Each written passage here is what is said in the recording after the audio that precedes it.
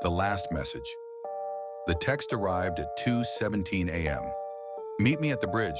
It's urgent. Maya sat up in bed, her phone screen casting a cold glow on her face. The number was blocked. She should have ignored it. Who sends cryptic messages in the middle of the night? But something deep inside whispered otherwise. She hesitated, then threw on a hoodie, grabbed her keys, and slipped out the door. The streets were eerily silent, as if the world itself was holding its breath. Streetlights flickered overhead. The distant hum of the city was muted, swallowed by the thick fog rolling in from the river. As she neared the bridge, her breath came out in quick clouds. The place was deserted, the air heavy with an unnatural stillness.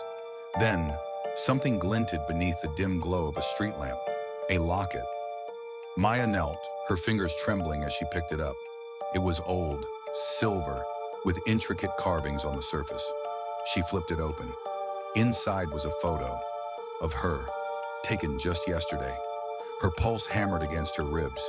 She swallowed hard, glancing around. The streets were empty, but suddenly they felt watched. A rustling sound behind her made her whirl around. Nothing. Just shifting fog and the soft lap of water beneath the bridge. Her phone buzzed. A new message. You shouldn't have come. Maya's throat went dry. Her fingers hovered over her screen, debating whether to reply, but something in her gut screamed run. She turned, ready to bolt back the way she came.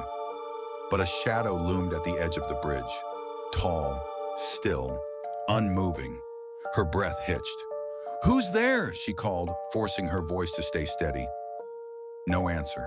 The figure stood just outside the glow of the street lamp, cloaked in darkness. She took a shaky step back.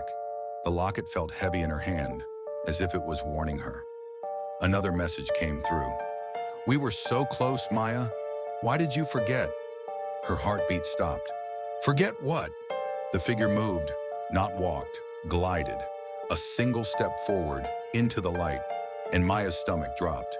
It was her, not a stranger, not an attacker. Her own face, the same hoodie, the same wide, terrified eyes. She stumbled back, her mind racing. This was impossible. Then the double tilted its head, a knowing smirk forming. Another buzz. It's time to remember.